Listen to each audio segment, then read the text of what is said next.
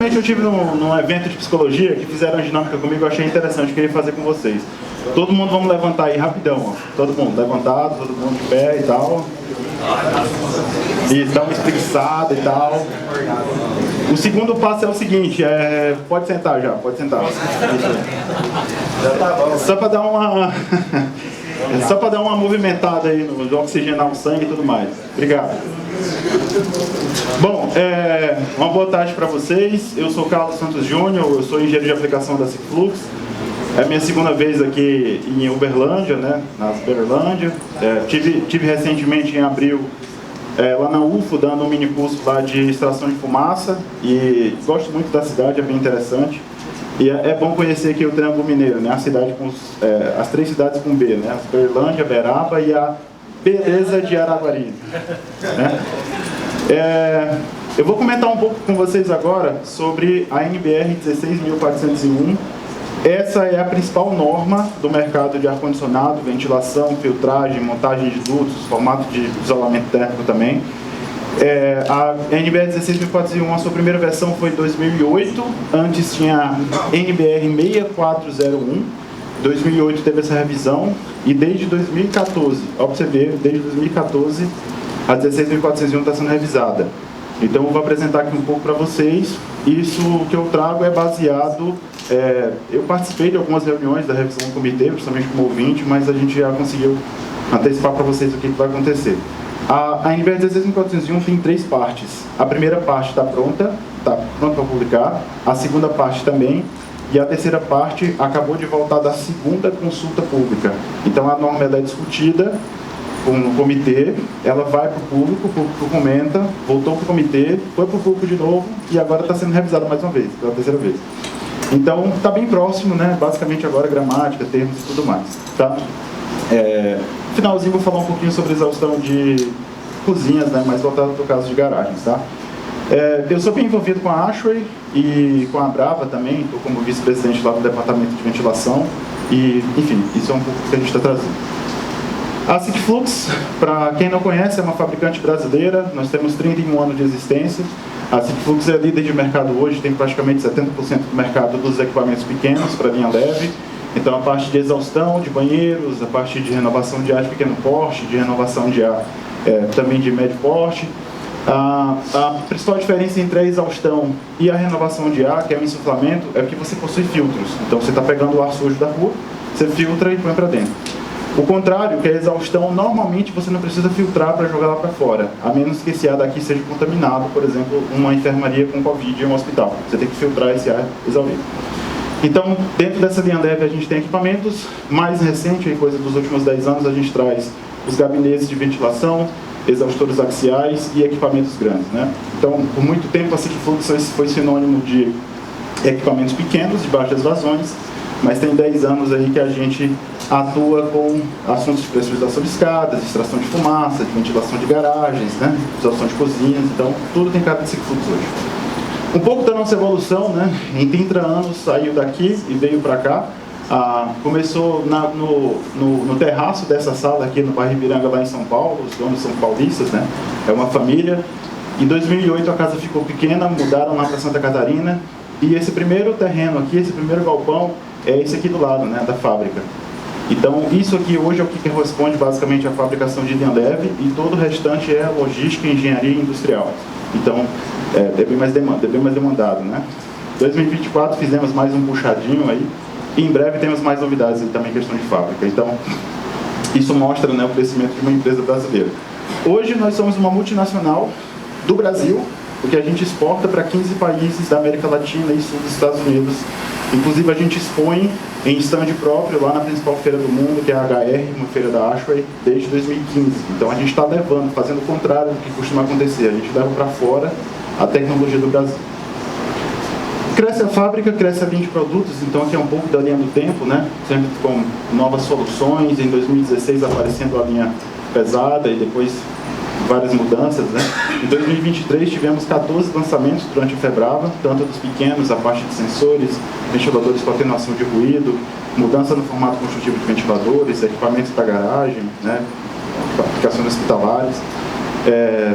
Para a Febrava do próximo ano eu acho que vai ter mais ainda. De antemão, uma coisa que eu, principalmente para quem é projetista, instalador, estudante, trabalha com modelagem, esse QR Code, ele vai aparecer não somente aqui, mas durante toda a palestra, ele dá direcionamento para uma série de assuntos que a gente tem, uma série de informações, né?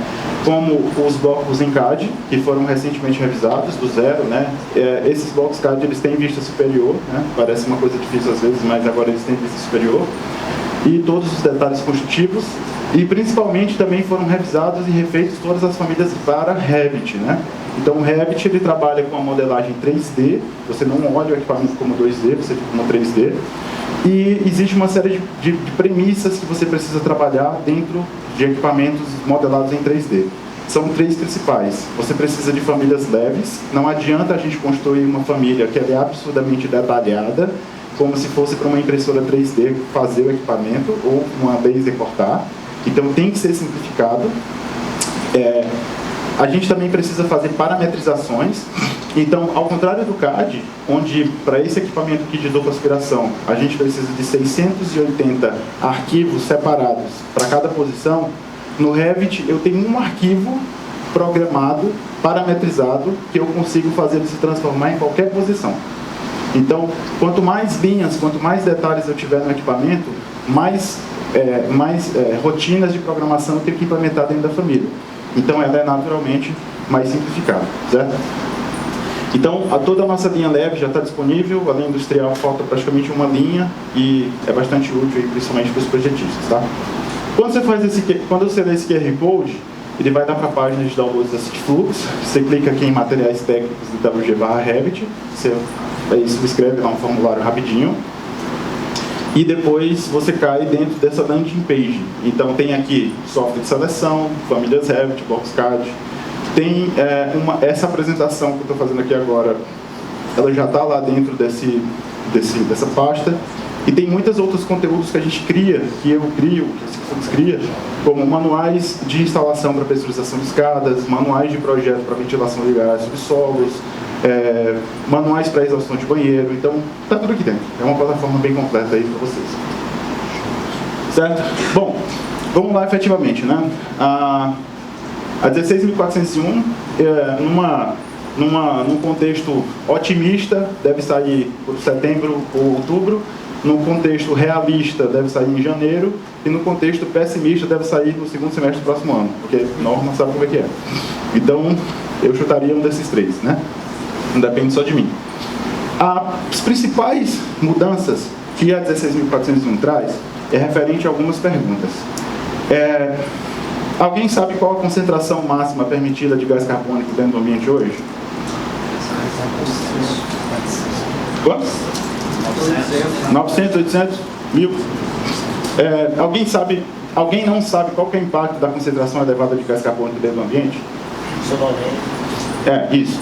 O gás carbônico dentro do ambiente, quando você está acordado, causa sonolência. Por exemplo, dor de cabeça ou fadiga. Quando você está dormindo, causa o contrário. Tá? Porque assim, quando você está acordado, reduz a concentração, certo? Será que você precisa se concentrar para dormir bem? Você tem que estar frio, deitado, sem energia, sem iluminação. Você não pode ter um boleto atrasado, né? Você tem que ter ar para dormir bem. Então a ASHRAE até mostra alguns estudos que a partir de certas concentrações você passa a ter alguns sintomas durante o sono. Por exemplo, você tem palpitação, você respira mais rápido, porque seu sangue fica com excesso de ácido carbônico, né? Fica com acidose. Você tende a acordar durante a noite, você tende a roncar, você tende a ter uma noite ruim por falta de qualidade do ar. Porque, a gente passa 2 horas aqui dentro, fica ruim de respirar, né? Imagine 8 horas dentro de um quarto completamente fechado, sem renovação de ar nenhuma. Será que isso não tem impacto nenhum? Né? Então acho que tem um grupo de pesquisa só para isso. Então, em geral, a gente precisa manter a concentração de gás carbônico dentro do ambiente baixa. Nas referências que a gente tem hoje, até 1000 ppm, 1000 partículas por milhão. O CO2 ele não é um gás por si só problemático, né? Ele está no nosso sangue, a gente está acostumado com ele, mas quando a concentração de gás carbônico fica alta, significa que todas as concentrações de coisas ruins dentro do ambiente também ficam altas. Então, vírus, bactérias, odores, compostos orgânicos voláteis, que são esses cheiros de elementos químicos, né? Então tudo isso fica elevado. E se a concentração está alta, significa que o ar foi respirado muitas vezes. Ou seja, o ar que saiu do pulmão do Marcos está entrando no pulmão do Johnny e depois está entrando no pulmão de todo mundo. É isso que a falta de renovação de ar faz. Então, voltando. Hoje em dia, a nossa concentração de ar é 1000 ppm. Mas, 1000 ppm se 1000 ppm é bom, 1100 ppm é ruim, 900 é bom, 800 é bom? Será se realmente 1000 ppm é o valor efetivo, né?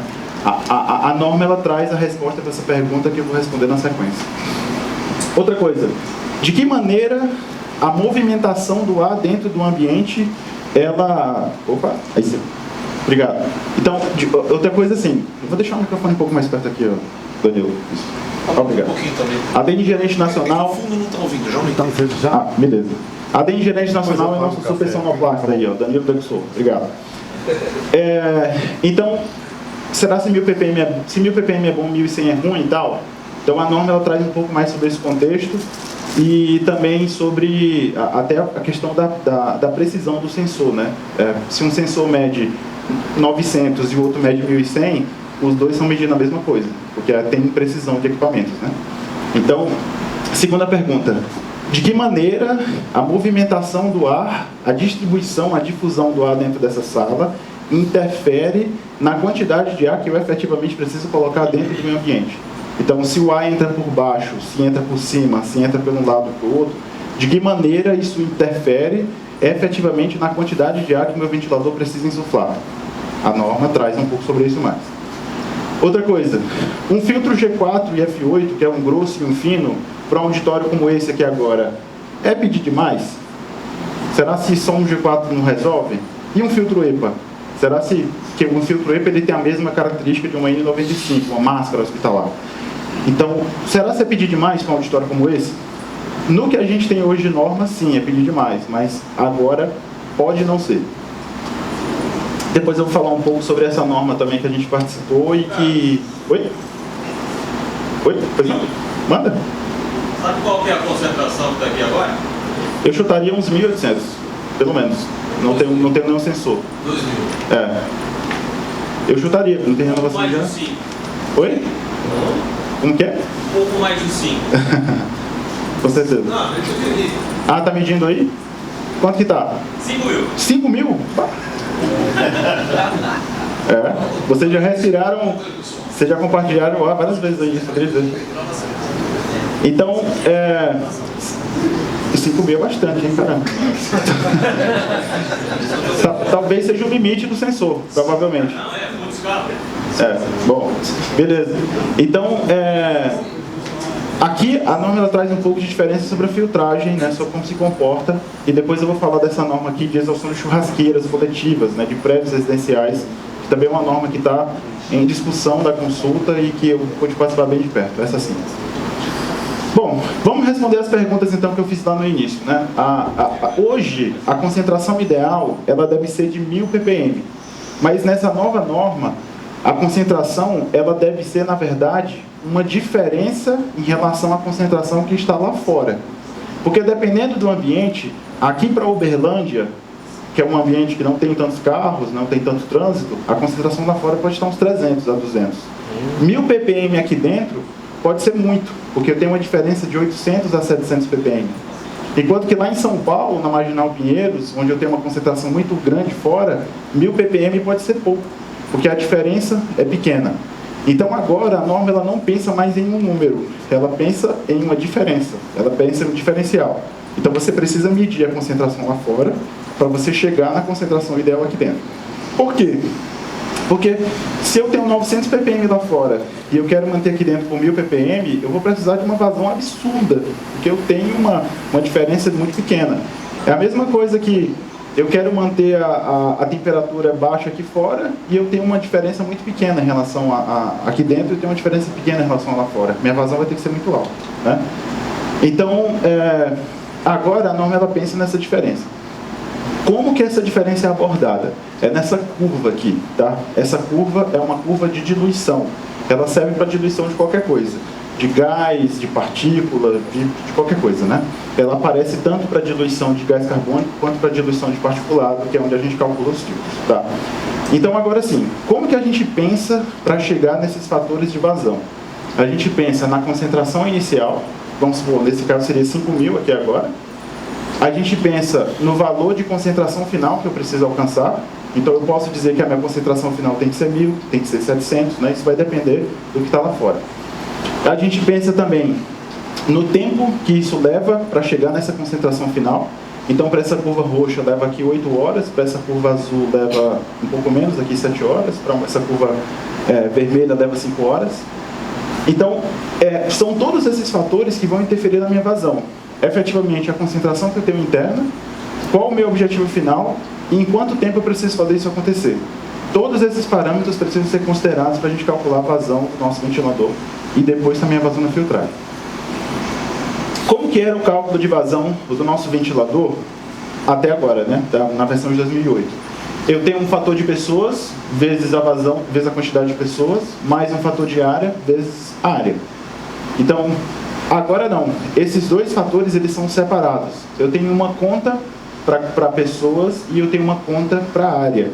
E eu pego o maior valor, certo? Então, antes era, de certa forma, uma média ponderada, agora é controlado,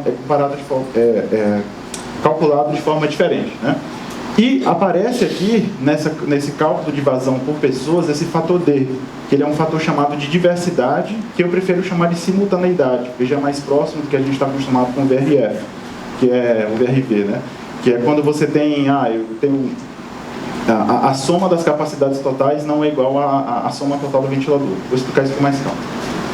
Bom, só fazendo um exemplo de como era antes para o que era agora. Vamos considerar uma loja, 20 pessoas, uma área de 250 metros quadrados. Na versão anterior, eu tenho esses 3 níveis, 1, 2 e 3, que elas têm, esses fatores aumentam conforme o nível. Na versão atual, eu tenho infinitos níveis. Por quê? Porque agora a norma ela traz esse fator baseado na diferença de concentração. Então, perceba que, para um diferencial de 500 ppm, o fator é maior do que se fosse para 700 ppm. Por quê? Porque eu preciso manter uma diferença menor.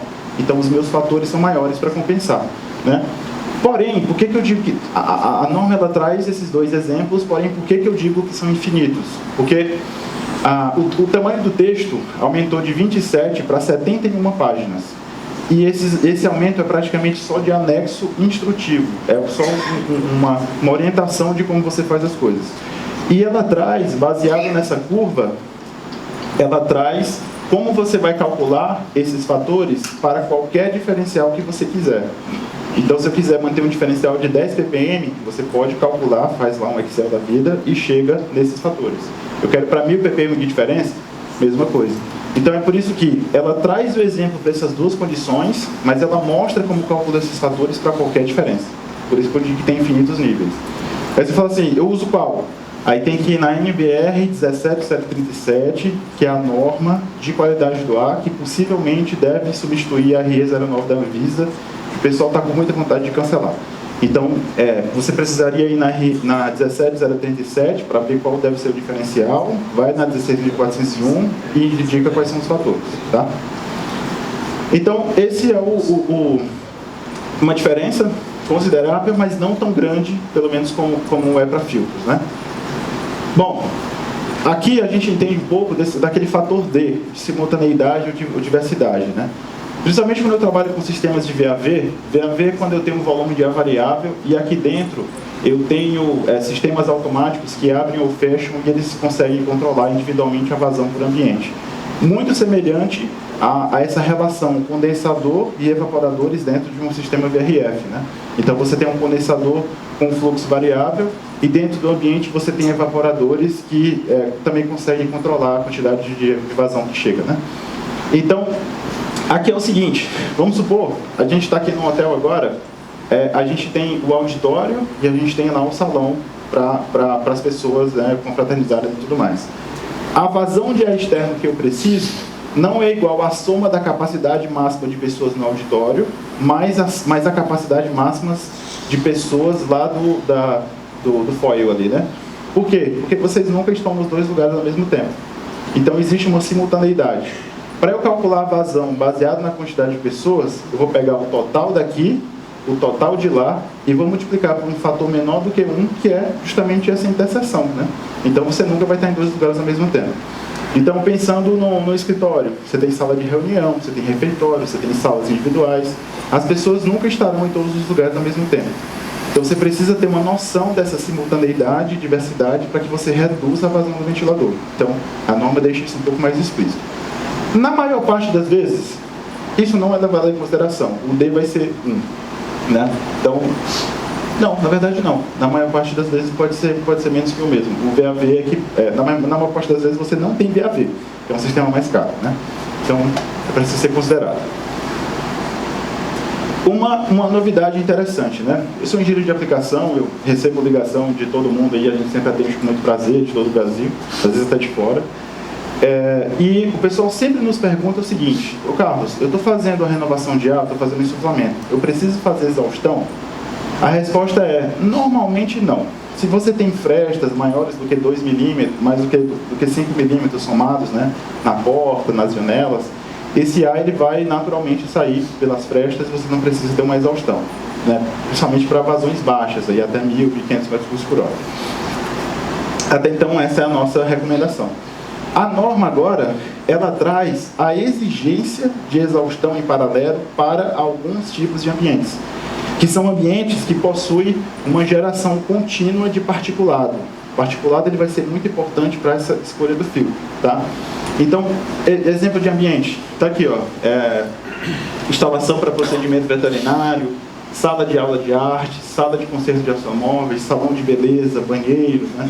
Sala de impressão e cópia. São todos ambientes que a atividade que está sendo executada, elas gera algum tipo de sujeira constantemente. Então, por mais que você tenha uma renovação de ar fazendo a difusão, a diluição desse contaminante, a norma também traz essa exigência de exaustão contínua. Então, essa é uma novidade interessante que a princípio não acontecia. E uma coisa bastante interessante é que tem alguns casos que ela traz dois valores, né? Então, aqui, por exemplo, 10 ou 25, 25 ou 50 e assim por diante. Isso significa que essa vazão, ela varia conforme algum parâmetro. Por exemplo, chuveiros, né? O chuveiro de uma escola, ou um banheiro de uma escola, ele tem uma necessidade de vazão absurda na hora do recreio, mas muito baixa na hora da aula, né? Então, por que eu vou deixar meu ventilador funcionando a sua vazão máxima sempre, se a minha necessidade é variável? Ou, outro caso, eu posso ligar o exaustor do banheiro da escola somente quando está sendo utilizado na hora do recreio, numa vazão muito alta, ou eu deixo ele ligado todo o horário comercial a uma vazão mais baixa. Então, essas duas vazões aqui, elas podem significar isso também. Em que formato, né? Qual a implicação prática disso? Bom, agora, em alguns ambientes, eu tenho o uso de exaustores de forma contínua. Então, eu não tenho somente uma fonte de ruído que é o ar-condicionado, eu também tenho o exaustor. E por isso que a gente tem que pensar em conforto acústico. Então, no ano passado, a gente já tem aqui disponível no stand essa linha nova que a gente lançou, que é a linha Max Super Silence, que ele é um Max vestido no atenuador de ruído, que por isso reduz seu ruído emitido, né? Então, além disso, nós também lançamos esses equipamentos com motores EC, eletronicamente comutados, que trabalham com corrente contínua. O motor EC tem duas vantagens. Ele tem uma corrente de uso, uma potência bem menor, então o seu consumo é muito menor, é coisa de 80% em alguns casos. E se você vai trabalhar em operação contínua, é importante que você tenha um consumo reduzido. E além disso, ele tem uma super facilidade de você controlar essa rotação baseada em algum parâmetro, em um sinal controlado. Então você consegue variar isso baseado em alguma coisa. Então a gente já tem essa linha leve, que todo mundo conhece, quem não conhece, fica à vontade para conhecer. A gente tem isso lançado também. Bom, então, essa parte é uma parte interessante aí que, e no meu ponto de vista, no ponto de vista desse fluxo, a utilização de motor EC é bem factível, né? Uma outra pergunta que eu vou responder agora, né? De que maneira a difusão do ar, a distribuição do ar dentro do ambiente interfere na vazão do meu ventilador, tá? Um exemplo que eu achei interessante para explicar isso é esse caso do transformador. Então aqui eu tenho uma sala elétrica e eu preciso resfriar aqui o condensador, esses quadros e tudo mais, né? Se eu insuflar esse ar aqui por cima, esse ar frio, e eu exaurir esse ar que trocou calor aqui do outro lado, por cima também, sendo que o meu transformador está aqui embaixo, nem toda parcela de ar que eu insuflar por cima vai trocar calor com o transformador aqui embaixo e vai sair uma temperatura mais elevada do outro lado. Pode ser que uma parte desse ar ele passe direto. Ou seja, eu preciso ter um fator de correção para garantir, se o transformador precisa de 1.000 metros cúbicos por hora, eu preciso insuflar 1.500, 1.700, 2.000, dependendo de como esse vai se comportar aqui dentro. Justamente porque nem todo o ar que entra troca calor com o equipamento. Nesse outro caso, não. Como o insuflamento está do lado do transformador, 100% do ar frio troca calor com ele. Então, o meu fator de correção seria 1, nesse caso. Exatamente a vazão necessária de ar do transformador vai ser igual à vazão do ventilador. Então você não precisa aumentar nesse caso. E isso, de uma forma um pouco mais detalhada, né, até trazendo um pouco de teoria da difusão da ASHRAE, o nome desse assunto chama distribuição ou estratificação do ar dentro do ambiente. Eu tenho 2 formatos clássicos de difusão do ar dentro do ambiente. O formato mais clássico de todos é esse formato chamado de entrainment flow, que vem aqui por cima, normalmente chamado de ar de mistura também, que é o que está acontecendo aqui. O ar vem lá do piso-teto, ele percola aqui no teto, ele bate na parede, ele começa a misturar aqui em cima. Então, esse, de certa forma, ele parece mais com esse aqui, né? O ar que está entrando aqui em cima, ele entra com uma temperatura bem baixa, 14 graus. Pode ser que se esse ar-condicionado estivesse no piso, ele pudesse esfriar, ele pudesse insuflar o ar a uma temperatura mais alta, de 20 graus, 22 graus, que já está pertinho da gente, né? Então, tem um pouco disso também. Então, o caso mais clássico é o de entrainment flow, e o caso menos comum é esse de displacement flow, que você tem insuflamento pelo piso. Ele é um caso um pouco até contrassenso, né, que a gente aprende na escola, que o ar-condicionado tem que ficar em cima, porque o ar é pesado e desce e tal. Mas, na verdade, não é o melhor formato de distribuição do ar. Porque se você insufla por baixo, o ar frio, ele entra em contato com a gente, e todo mundo aí está quentinho, com certeza, a seus 35, 36 graus. Então, o ar frio vai trocar calor com o seu corpo, ele vai esquentar e vai subir. E até é interessante, porque os seus contaminantes, os seus germes, ele vai diretamente para cima, ele não mistura, né, na horizontal. Então, esse é o formato mais efetivo. No Brasil, um dos primeiros sistemas de ar-condicionado que foram criados, que foi lá em Manaus, é um museu de, acho que 1938, ele era displacement flow. E aí, depois como split, né, meio que esqueceu-se isso de alguma forma. Mas continua sendo bem interessante. Bom, qual que é a implicação efetiva disso, né? O que esses gráficos aqui representam? Quando eu tenho esse sistema misto aqui de mistura, se essa mistura tiver uma vazão muito grande, que tende ao infinito, a temperatura ela vai ser constante para qualquer altura da sala, né? Interpretando um pouco melhor. Esse gráfico ele representa a altura da sala, então do piso até o teto, e esse eixo ele representa a temperatura. Se essa vazão, se essa quantidade de troca de ar é muito grande, significa que a temperatura ela vai ser constante em qualquer altura da sala. Em cima, embaixo, no meio. Como está misturando tanto, na mistura perfeita a temperatura é exatamente igual. Por exemplo, se a gente for no contrário aqui, que é o displacement flow, eu tenho no piso uma temperatura bem baixa. Na hora que eu tenho contato com as pessoas ou com o equipamento, essa temperatura começa a ser trocada linearmente. Então ela sobe bem devagar. Então ela literalmente está fria no meu pé, à medida que sobe até a minha cabeça, ela vai aumentando linearmente a temperatura. Esse seria um contexto ideal nesse caso, né?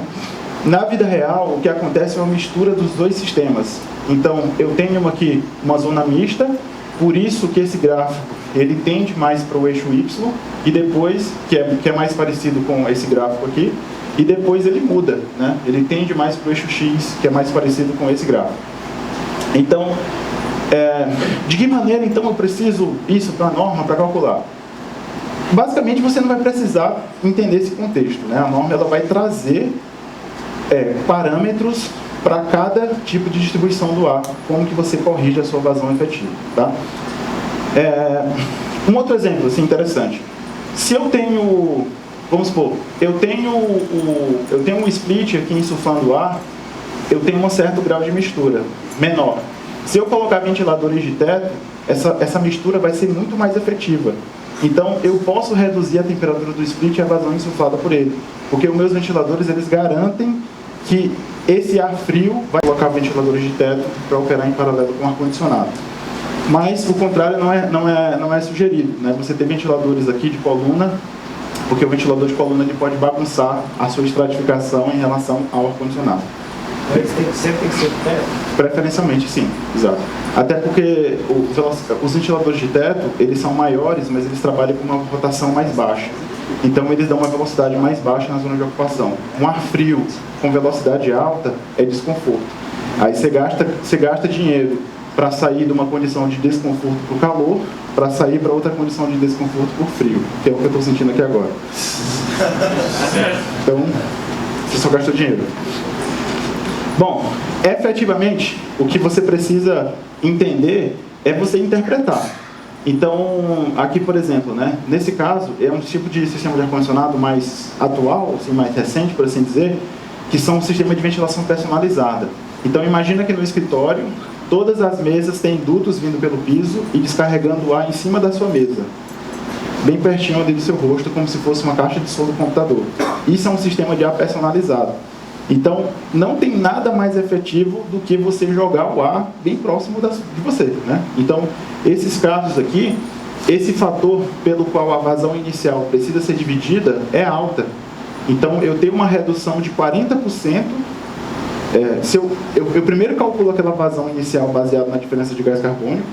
Se eu utilizar esse conceito de estratificação por vazão de ar de ventilação personalizada, eu posso reduzir em 40% o ar que eu insuflei, justamente porque eu tenho essa comunicação direta com o seu nariz, literalmente, né? Então, isso aqui é um pouco do que a norma traz. Essa tabela é grande, ela tem, se não me engano, 2 páginas.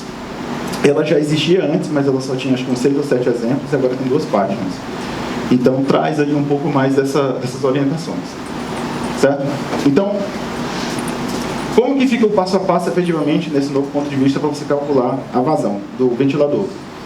Pega as 2 fórmulas, por pessoas, por área, você verifica se o ambiente que você está fazendo insuflamento precisa de exaustão. Depois você corrige essa quantidade de vazão baseada na distribuição do ar. E por último você tem o tal do fator D ali, né? Você analisa se você precisa mandar efetivamente a vazão máxima para todos os ambientes ao mesmo tempo, se você não tem pessoas, né, que estão em 2 lugares. Então esse é o novo formato de cálculo de vazão, tá? É simples, é porque realmente eu tentei apresentar de onde que veio, né, onde que o pessoal da norma busca as referências para colocar em termos de fatores depois, né? Certo. Bom, então isso é como você calcula a vazão. Agora a gente vai falar da parte que eu acho mais complexa e que vai quebrar a cabeça, inclusive minha, aí, para entender exatamente e para explicar para todo mundo. Agora a gente vai falar de como que a gente seleciona os filtros, tá? Os filtros, até então, eles não eram selecionados. Até então, o filtro ele era indicado. Você tem um ambiente que é uma escola, então o filtro é um G4 mais M5. Você tem um ambiente que é um auditório, é só um filtro G4. Você tem um ambiente que é um banheiro, não tem filtros, né? Então, até então, a norma era tabelada. Esse ambiente tem esse filtro. Mas agora não é mais assim. Mudou. Por quê? Porque isso depende da condição de surgidor. Quando você está fazendo aí uma brasagem, né? Quem nunca respirou aí um fumo metálico feito oriundo de brasagem, né? Serragem, grãos, particulados em geral. Então, isso é o que precisa ficar efetivamente retido no filtro. São essas partículas sólidas que estão aí em suspensão. As partículas sólidas, elas são tão mais perigosas quanto menor elas forem, né? Porque a gente tem um sistema de filtragem dentro do nosso corpo, que se a partícula for muito grande, ela fica presa no nosso nariz, ela fica presa na nossa garganta. Se a partícula for um pouco menor, ela consegue entrar no nosso esôfago, passar pela laringe, chegar próximo dos pulmões. Se a partícula for ainda menor, ela consegue chegar nos nossos pulmões diretamente e ter contato com os alvéolos. E se ela for pequena o suficiente, ela consegue passar pelos poros do nosso pulmão e entrar dentro da corrente sanguínea. Então, essas partículas são consideradas, né, são classificadas quanto ao seu tamanho. E esse nome, esse tamanho, ele é indicado por isso aqui. PM10, PM12,5, PM1, PM01. PM significa Particular Material, né, material particulado. Então, por definição, o PM10 é como se você pegasse as partículas de um tamanho 0 até 10 micrômetros, colocasse em cima de uma balança e ela tivesse um peso. Essa é a concentração de PM10. O PM2,5 é a mesma coisa. Eu pego as partículas que têm tamanho 0 até o tamanho 2,5 micrômetros, que é 10 a menos 6 metros, né, e coloco em cima da balança. O peso dessas partículas é o PM, é a concentração. O PM01 e o PM001 é a mesma coisa. Então, esse nome, PM10, PM2,5 e a sua unidade de medida, que é microgramas por metro cúbico, é uma coisa que vai passar a ser muito comum para quem trabalha com ar-condicionado, assim como filtro, assim como ppm, assim como umidade relativa. Essas nomenclaturas vão passar a ser o nosso dia a dia, porque são elas que a gente precisa controlar, certo? Então, então, conclusão final. Quanto menor a partícula, mais perigosa ela é. E olha o que é interessante. Olha onde que está o vírus aqui. Ele está na partícula PM01, que é a partícula que consegue entrar na nossa corrente sanguínea. Ora, Covid. Será por que a Covid é tão infecciosa? Porque o vírus está aqui nessa região. Então, quanto menor a partícula, mais fino, mais absoluto precisa ser o meu filtro, né? Então, é nisso que a gente está pensando. Bom, então, agora a gente tem que pensar no tamanho de partícula e como que a gente vai barrar essa partícula dentro do filtro, certo? As duas principais partículas que são mais comuns dentro de ar-condicionado, que são mais comuns nos sensores, inclusive, seu sensor tem medidor particulado, professor? Ele tem as duas, PM10 e 2,5? Esse é caro, então, respeite aí. Eu estava tentando. Normalmente, você tem somente particulados PM10, porque elas são mais pesadas e é menos preciso, assim, você precisa de menos equipamento. Então, são os dois tamanhos que a gente costuma observar. Então, eu tenho os particulados PM2,5 e tenho os particulados PM10, tá? Então, assim, efetivamente, para eu selecionar o filtro que vai atender a minha aplicação, eu preciso, antes da obra existir, eu preciso ir na vizinhança da obra, ligar um sensor de particulado, ver qual a concentração de particulado que está ali naquela região para que eu selecione o filtro efetivamente. Então, essa medição, esse dado, ele passa a ser determinante, porque eu vou calcular todos aqueles fatores de difusão, tá? Mas, você fala assim, cara, mas eu não tenho nem ideia de qual que é particulado lá fora, né? É complicado. A teoria nos ajuda um pouco, tá? Os particulados de tamanho maior, que são os particulados que estão aqui nessa região, particulados PM10, eles tendem a ter uma concentração maior em ambientes rurais, em ambientes que tem muita natureza, tá? E os particulados PM2,5, por sua vez, eles tendem a ter uma concentração maior em ambientes muito urbanos, onde você tem indústrias, onde você tem carros, onde você tem obras. Você tem várias atividades na cidade que geram particulados pequenos. Então, por mais que a gente não saiba qual a concentração aqui em Uberlândia, eu consigo, pela teoria, ter uma noção baseada no perfil da atividade vizinha que vai ser a minha concentração, tá? Então, é um pouco disso. Essas curvas mostram, de uma forma simplificada, um pouco isso, né? Aqui eu tenho a concentração de partículas de 0 a 100%, e aqui eu tenho a distribuição de partículas. Então, eu teria aqui, no caso, em torno de 25% de partículas PM2,5, e aqui eu teria mais 25% de partícula 10, né? Esse aqui é o perfil de distribuição de partículas para ambientes urbanos, e esse é a distribuição de partículas para ambientes rurais, tá? Outra coisa que é muito boa também, costuma ser proporcional. Por mais que você não meça o PM2,5, o PM10 costuma ser proporcional ao PM2,5, né? Lógico que com essas devidas proporções. Então, um pouco mais complexo. Bom, outra coisa que também, cara, um pouco complexo, tanto para fabricantes quanto para clientes finais. Essa nomenclatura que a gente já conhece, G4, M5, F8, F9, EPA, H13, U16, tudo isso está cancelado, já tem 3 anos, inclusive. Não existe mais essa nomenclatura. Os fabricantes já são obrigados a trabalhar na nova classificação de filtragem, tá? E a nova classificação de filtragem, né, o nome do filtro é a eficiência que ele tem para um certo tamanho de partícula. Esse é o nome dele. Então, antes eu tinha um G4, M5 e tal, agora eu tenho um filtro ISO, que segue a classificação dessa norma, que para PM10, ele tem aqui uma eficiência de 60%. Esse é o novo nome do filtro. Filtro ISO, PM10, 50%. ISO, PM2,5, 20%. ISO, PM2,5, 90%. Esse é o novo nome do filtro. Qual norma ele segue, qual partícula ele prevê a condição e qual a eficiência para a barragem daquela partícula. Tá? Então, isso aqui, esquece. Isso aí já que não existe mais. Tá? A norma de filtragem já foi cancelada, já foi substituída por essa nova aqui. ISO 16890, parte 1. E o que é mais complicado, tá? Não existe uma correlação direta entre a classificação antiga e a classificação nova. Eu não posso dizer que todos os filtros G4 têm uma eficiência de 5 a 20% de PM2,5, porque os testes feitos para essa classificação não são os mesmos testes feitos para essa. Então eu estou comparando resultados que foram aferidos de forma diferente. O que a norma traz, até de forma temporária? Ela traz essa sugestão.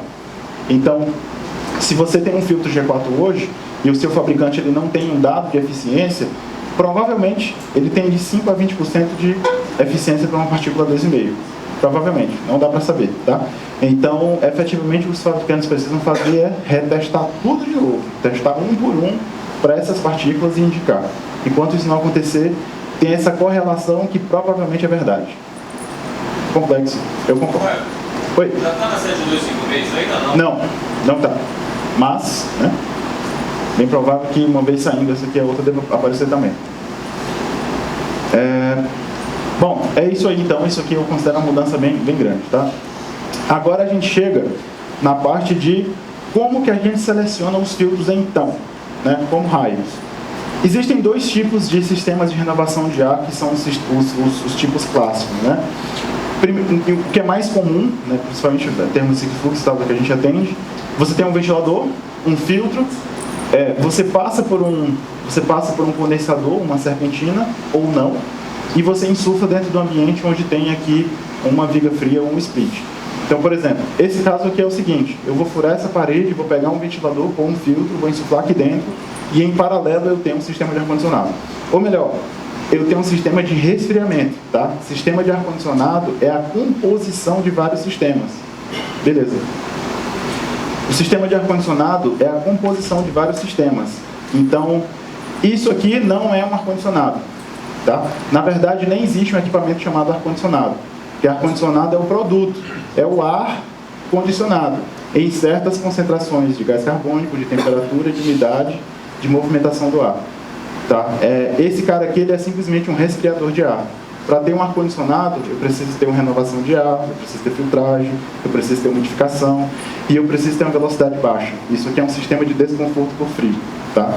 Então, até inclusive, o pessoal vai lá na CUL e pede: ô, velho, instala um sistema de ar-condicionado aí. Aí você vai lá e instala um split, você instalou um sistema de resfriamento.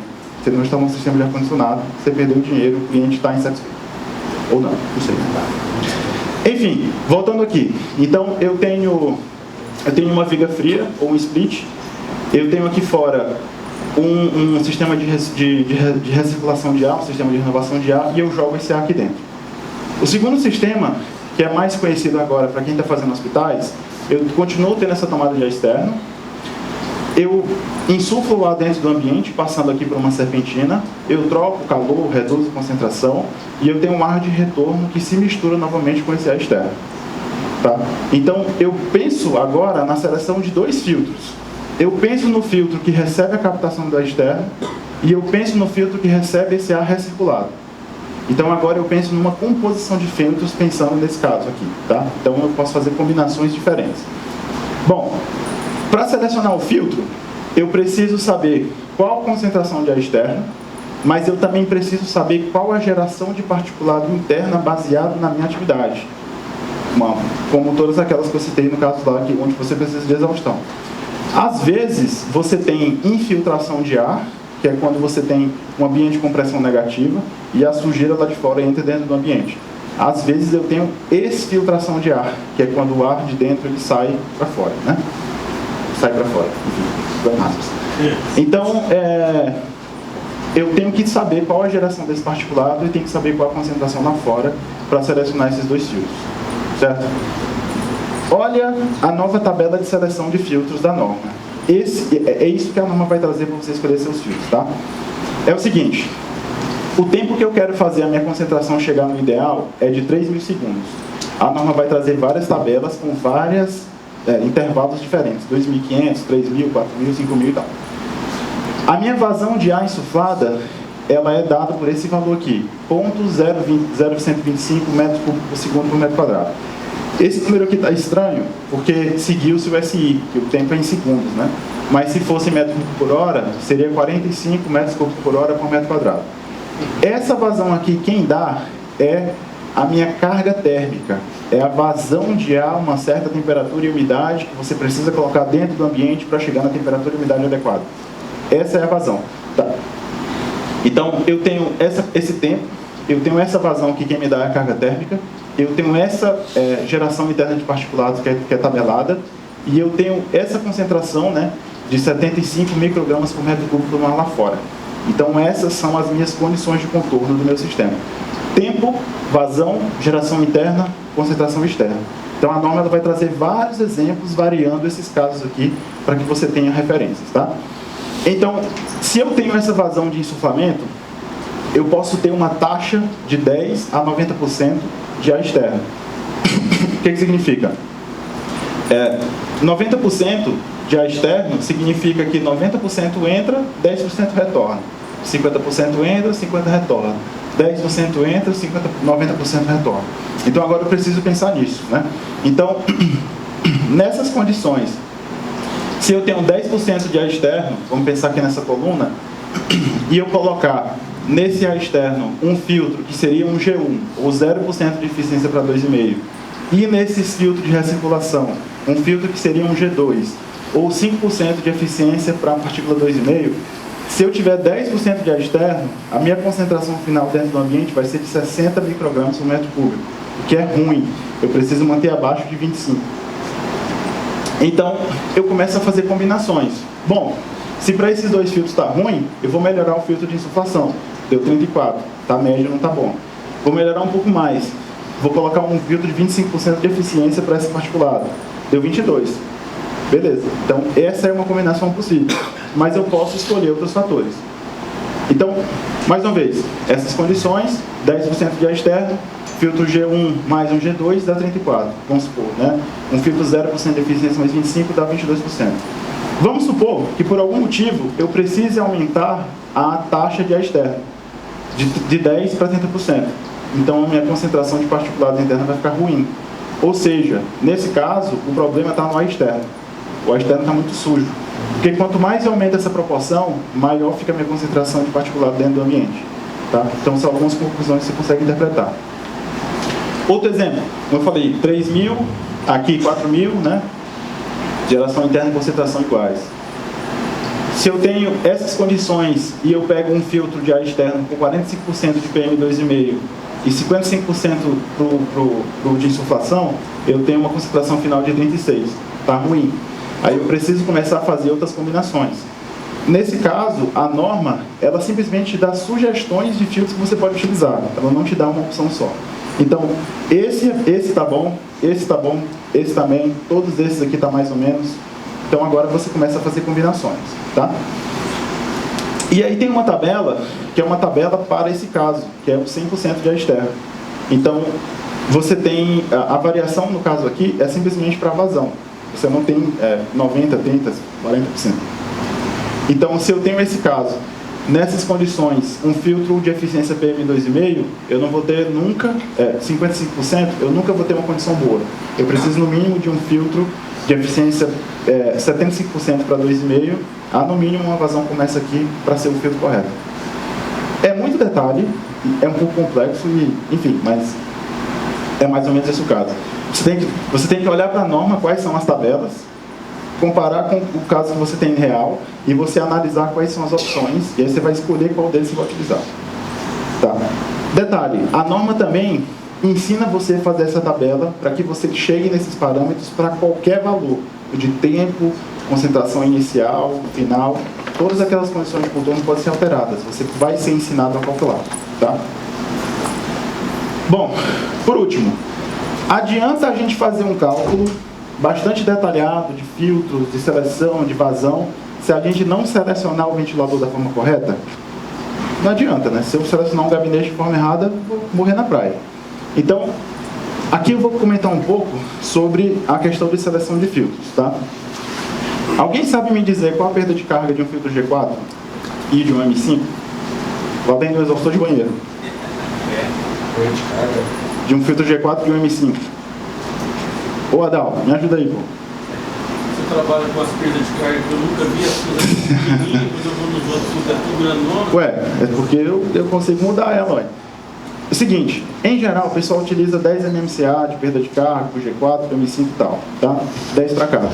Mas a perda de carga de um filtro, ela varia segundo 3 fatores.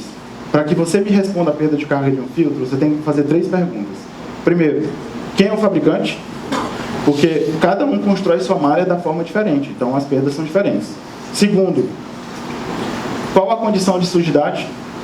Muito sujo, pouco sujo, meio sujo, meia vida, a 2/3 da meia vida.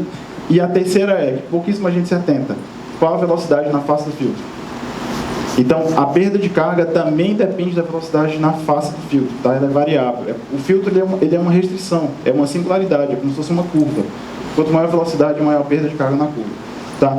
Então, um bom fabricante, ele vai te dizer qual a perda de carga inicial para esse filtro, qual a perda final e qual a vazão.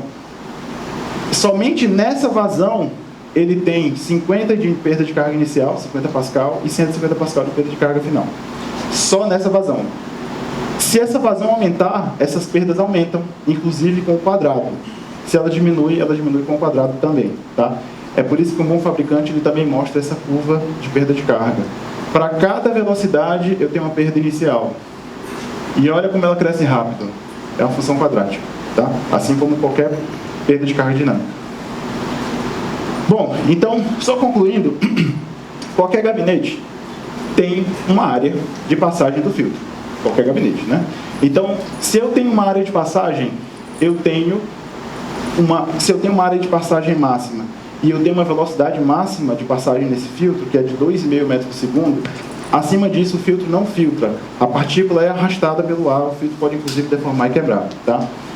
Se eu tenho uma velocidade máxima, que é engenharia de costume e tal, e eu tenho uma área máxima, eu tenho uma vazão máxima. Ou seja, qualquer gabinete tem um limite de aplicação de vazão. Aí eu pergunto para vocês, quando vocês selecionam gabinetes de ventilação, vocês conferem qual velocidade de face está no filtro? Fica a pergunta. Se está acima de 2,5, o ventilador não está bom, tá? A perda de carga fica muito alta. Ou seja, o que é muito importante tomar cuidado? Fazer essa correção, essa verificação. O nosso software, ele só apresenta opções de seleção para vocês que estão efetivamente conferidas, né? Você não consegue fazer uma seleção ruim no nosso software, a gente não dá essa opção, tá? Então, assim, um exemplo, esse é um gabinete cirúrgico, são aqueles gabinetes que tem a pá curvada para frente, né? O Rafael falou mais cedo. Eles têm uma região que não podem ser selecionados, que é uma zona de instabilidade, motor queima. Acontece aqui uma magia, ele queima. Então, toda essa região aqui é uma região selecionável. Qualquer uma dessas seleções, o ventilador não vai queimar. Mas eu tenho uma vazão máxima. Ou seja, se eu utilizar esse gabinete com filtros, eu só posso aplicar ele nessa condição. Eu não posso aplicar em nenhuma vazão desse lado. Então, o nosso software, ele só dá sugestões nessa região. Ele testa para essa e para essa. Tá? O que costuma acontecer? Alguns softwares, nem todos, eles não fazem essa validação. Aí o pessoal seleciona, manda para cotação, a gente recebe e eu não consigo cotar. O meu motor dá muito maior, minha caixa dá muito maior, porque a gente garante que o ventilador vai ser construído da forma adequada. Rapidinho, exaustão de cozinha, essa norma aqui, 17157, tá uma briga de foice lá com as construtoras, que acharam muito exigente. Mas a gente trouxe como lançamento agora no ano passado esse ventilador tipo cogumelo. Ele é um limit load do tipo especial, onde ele aspira o ar aqui por baixo e ele descarrega pelas laterais. Então esse é um cara que o motor e o mancal ficam fora de fluxos presos aqui dentro. Então é bem interessante aí você colocar no chaminé. Ele é bonitinho, inclusive, né? Pelo menos eu acho. E ele pode ficar o tempo, já tem dreno, né? O motor fica protegido junto com o acionamento aqui dentro. É isso que eu tinha para falar para vocês. Aqui está mais uma vez o QR Code. E estamos aí até amanhã. Quem quiser tomar chopp hoje, estamos. Separa. Ah,